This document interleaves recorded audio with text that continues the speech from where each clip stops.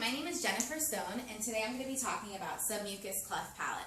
Our case study was number 15, and it was titled Sarah, Submucous Cleft Palate, a typical case of late diagnosis. Carly Wolf will be talking about treatment, and Amelia Wilkerson will be talking about interventions. So, what is a submucous cleft palate? Well, first you would need to know that a cleft of any type is an opening in the tissue of the palate or the lips. This can be seen unilaterally or bilaterally. Now, a submucous cleft palate is just one type of a cleft. A submucous cleft palate of the soft palate is characterized by a midline deficiency or lack of tissue and incorrect positioning of muscle.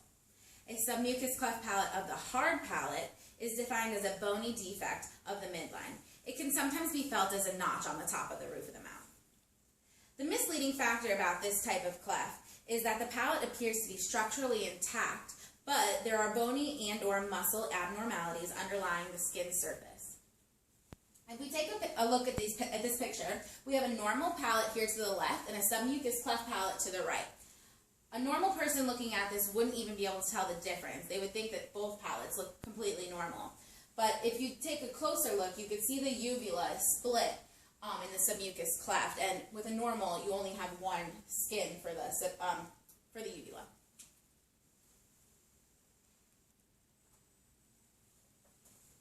Etiology and causation. As of right now, a definite cause is still unknown. We do know there are lots of factors that cause higher risk for a submucous cleft palate. Most involve genes and environmental factors. We also know that parents over the age of 35 give their children more of a risk to develop a cleft palate. Actually, any changes or mutations to the genes, specifically IRF6, PVRL1, and MSX1, are known to result in a cleft. These genes can be passed down from a parent, so if there is any family history of a cleft, the child is at a much higher risk with that gene change.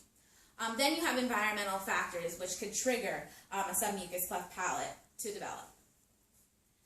Some of these environmental factors are maternal exposure to potential teratogams during the first trimester of pregnancy. That could be like smoking or drinking alcohol. In fact, smoking is responsible for 4% of all clefts in babies. We already know it is so important not to smoke and drink during pregnancy, but in the first trimester is when the baby's facial muscles are all fusing together. And if this time is really crucial for development. If fusion doesn't occur, the cleft can then develop during that time. We also know the use of certain medications while pregnant puts the child at a higher risk to developing a submucous cleft. Medications include like anticonvulsants. We also know that certain syndromes are known to cause clefts because of the gene changes. A couple examples are Treacher-Collins and Stickler syndrome. Diagnosis. So why is it often late or even missed completely till a much older age? Well, this is because the type of cleft is not always visually seen. A person looking at a normal, healthy baby would never even know that they had a submucous cleft palate. If a child did have some signs, they're usually a translucent palate or a split uvula. Sometimes a submucous cleft is paired with a cleft lip, but not always. The average diagnosis is usually 4 years old. Once the child starts speaking, we see them clearly having trouble speaking and having hypernasal speech. The most common reason a child is evaluated for a submucous cleft palate is because of the abnormal nasal speech. Other symptoms include chronic ear infections of the middle ear and feeding and swallowing difficulties, which are much more obvious, and you would see that at a younger age. But if there are no early signs or symptoms, then diagnosis may be very late, and this is when the child has already developed those abnormal speech patterns. So here I have a video, and some background information on this video is that the boy is 10 years old, and he was diagnosed with a submucous cleft palate. He had a workup done, which included an MRI and genetic testing, and everything came back completely normal. At this point, we don't know how or why he was born with a submucous cleft palate, which is a very common situation. He did show some signs of velopharyngeal insufficiency, an abnormal levator muscle attachment to the hard palate, a loss of muscle tone, and a mid-palatal groove, which is why his parents had brought him to be evaluated.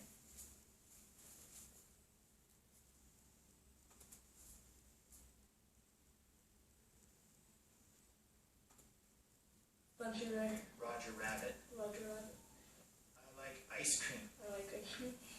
I see the sun. I see the sun. I see the sky. I see the sky. Sissy sees the stars. Sister sees stars.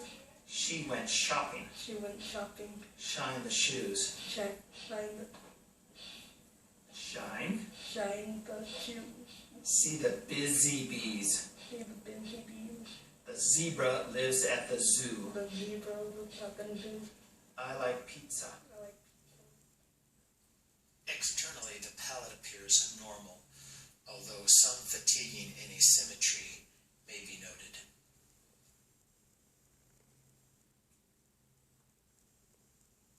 Say, ah. Now just say this a short ah. Ah. Ah. Ah. Ah. Ah. Ah. Ah. Ah. Ah. Ah.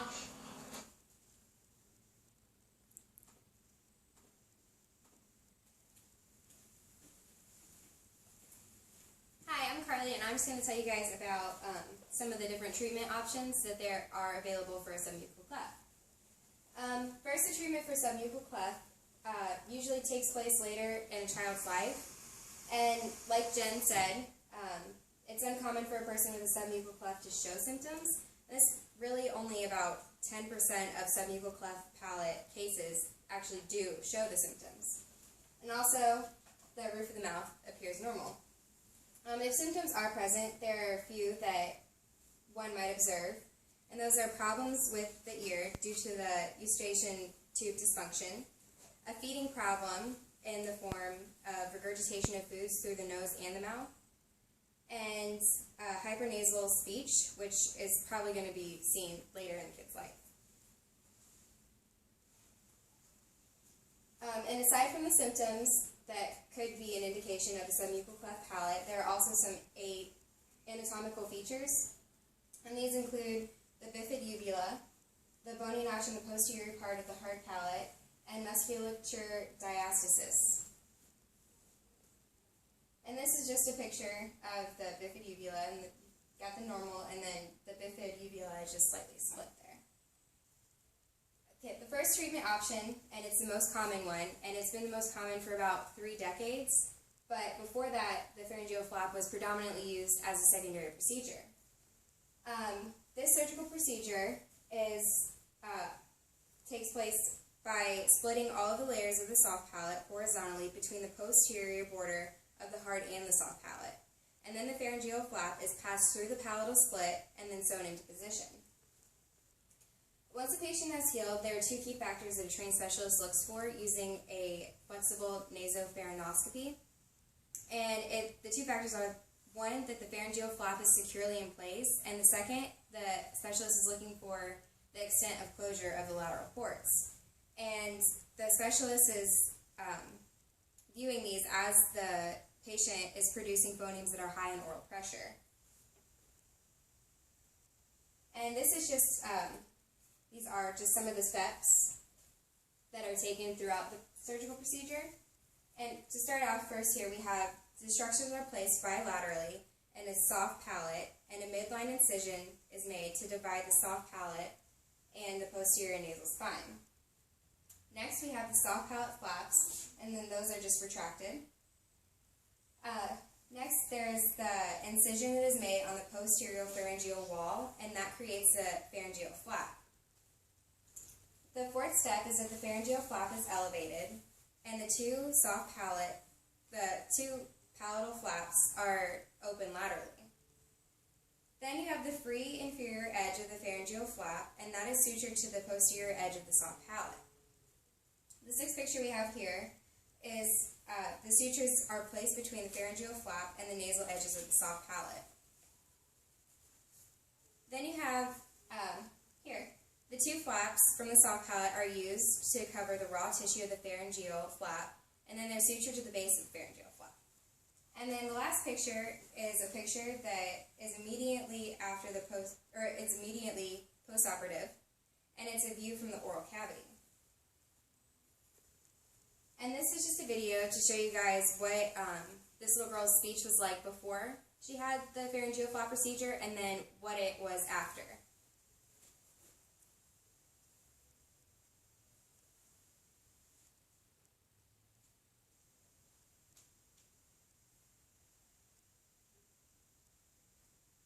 Baseball.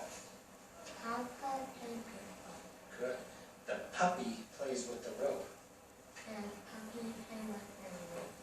Take Teddy to town. Take Teddy to town. Good. Do it for Daddy. Do it for Dad. Dave is driving a van. David is driving a van. Give Kate the cookie. Take a cookie. Bobby and Bill play ball. Bobby and Bill play ball. Bob is a baby boy. Bob is a baby boy. Buy baby a bib. Buy baby a bib. Papa plays baseball. Papa plays baseball. The puppy plays with a rope. The puppy plays with a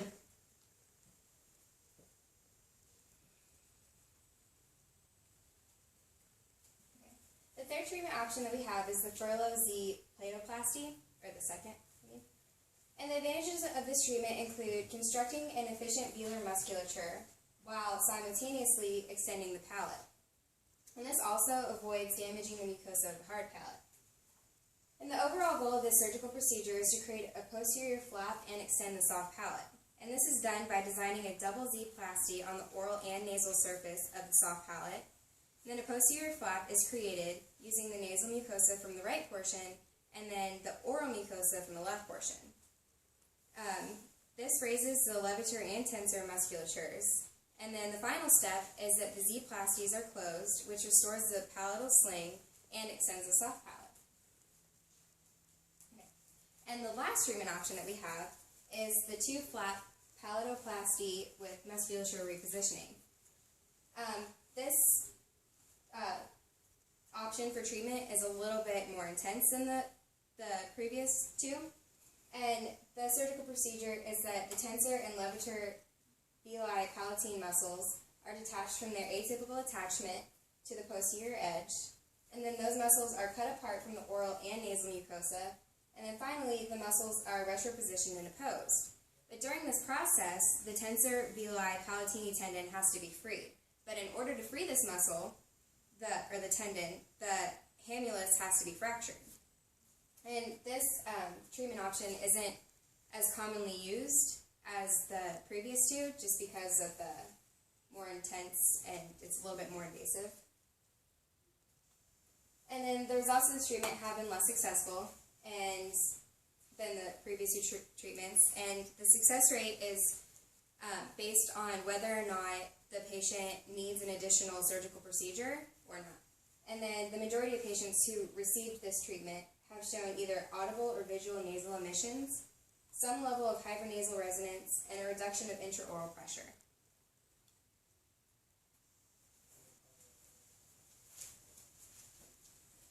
Hi, I am Amelia and I will be doing interventions.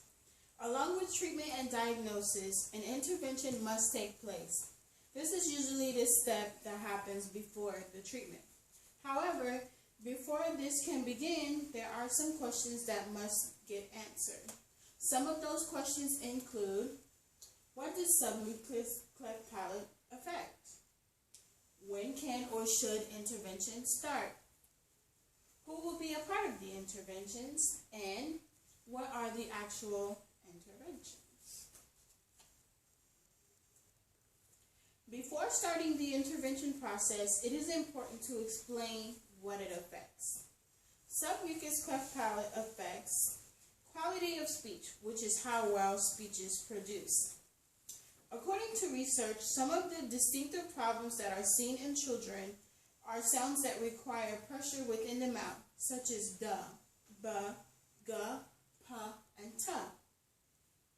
Another thing that submucous cleft palate affects is speech intelligibility. This is the degree in which speech can be understood. Also, there is middle ear disease. diseases or pathology. Children with submucous cleft palate tend to have recurrent ear infections, which result in middle ear disease or conductive hearing loss. And last, swallowing. Swallowing is mentioned, but those issues are more prominent in children with cleft lip and palate. Next, we will talk about types of intervention. Types of intervention would include speech and, for some, feeding.